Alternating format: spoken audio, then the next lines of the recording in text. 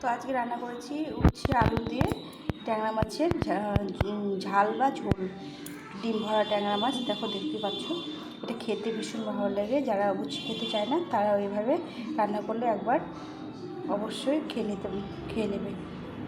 তো এইভাবে রান্না কিভাবে করেছি, কী কী দিয়েছি, মানে সেটা তোমাদের সঙ্গে আজকে শেয়ার করছি। তোমরা সম্পূর্ণ ভিডিওটা দেখার অনুরোধ রইল। দেখো, স্কিপ করো না, সঙ্গে থেকো। চলো রেসিপিটা শুরু করে দিই।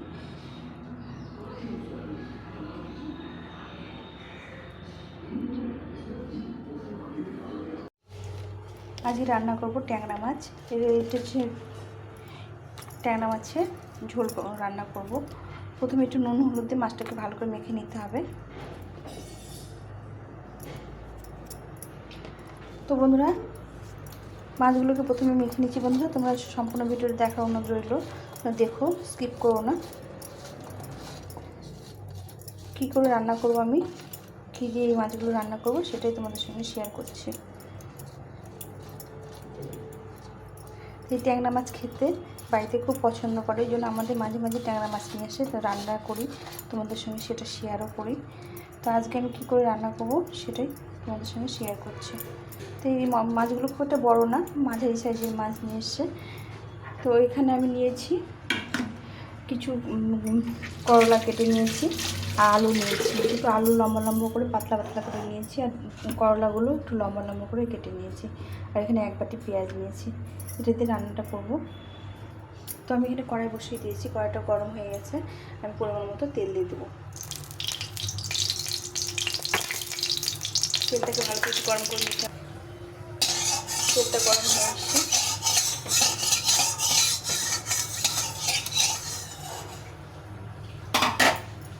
মাছগুলো ভেজে নেব প্রথমে।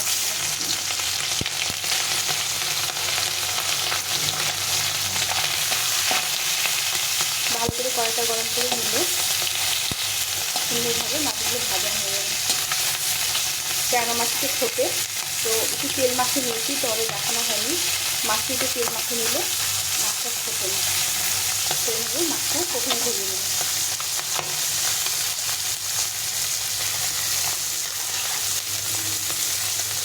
তেল মাখিয়ে নিলে মাছটা কম থাকে।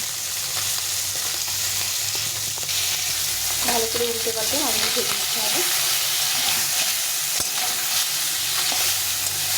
খুব সহজে ট্যাংরা মাছ ভাজা যায় এভাবে।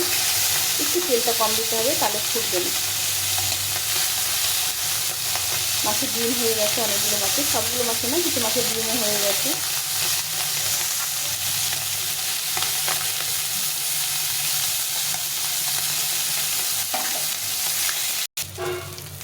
মাছগুলো ভাজা হয়ে গেছে, মাছগুলো উঠিয়ে নেব।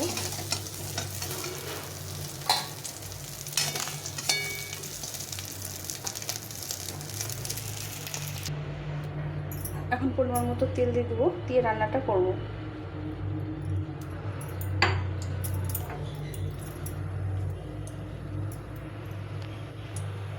তেলটা গরম হয়ে গেছে। একটা শুকনো লঙ্কা আর জিরে ফোড়নে দিলাম।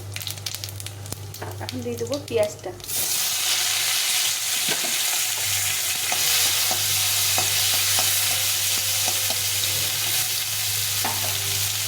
পেঁয়াজটা দিয়ে একটু নাড়াচাড়া করে আমি দিয়ে দেবো আলু আর উচ্ছেটা দিয়ে দেবো।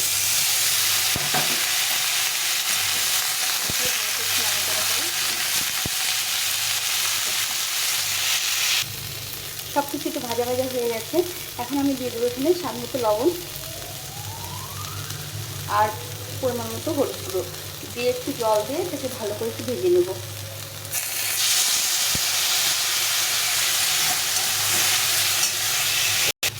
উচ্ছে আলু আর পেঁয়াজটা ভাজা ভাজা হয়ে গেছে।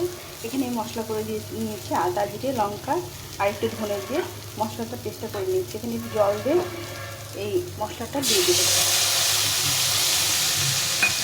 দিয়ে এটাকে ভালো করে কষিয়ে নেব।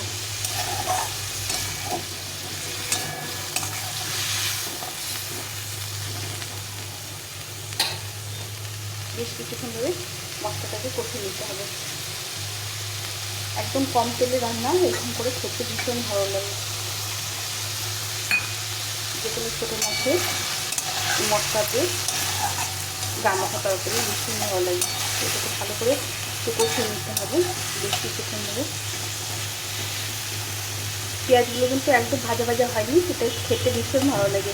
পেঁয়াজগুলো কাঁচা কাঁচা মানে একদম লাল লাল করে ভাজিনি, এইভাবে মশলাটাকে কষিয়ে নেব।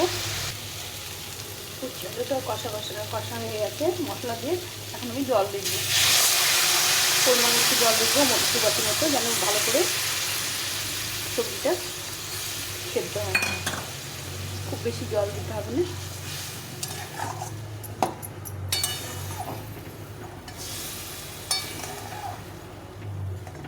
একটু ভালো করে ঢাকা চাপা দিয়ে সেদ্ধ করে নিতে হবে উচ্ছে আর আলুটাকে। আমি এখানে গরম জল দিয়েছি, গরম জল করে রেখেছিলাম, সেই জলটা দিয়ে দিলাম। তরকারিটা ফুটে গেছে, এখন আমি এই মাছগুলো ভেজে রেখেছিলাম, মাছগুলো দিয়ে দিচ্ছি। মাছ দিয়ে একটু কিছুক্ষণ ফুটিয়ে নিতে হবে।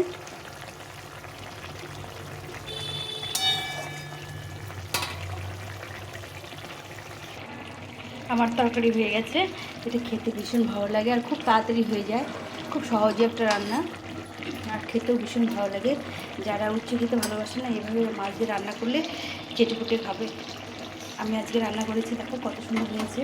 এটা একদম খুব ঝোল হবে না, মাখা মাখা হবে। এটাকে এখন নামিয়ে দেবো, দিয়ে গরম গরম ভাত দিয়ে খেতে ভীষণ ভালো লাগে। এইভাবে ট্যাংরা মাছের করলা দিয়ে ঝোল। তো আমি এটা নামিয়ে দেবো এখন।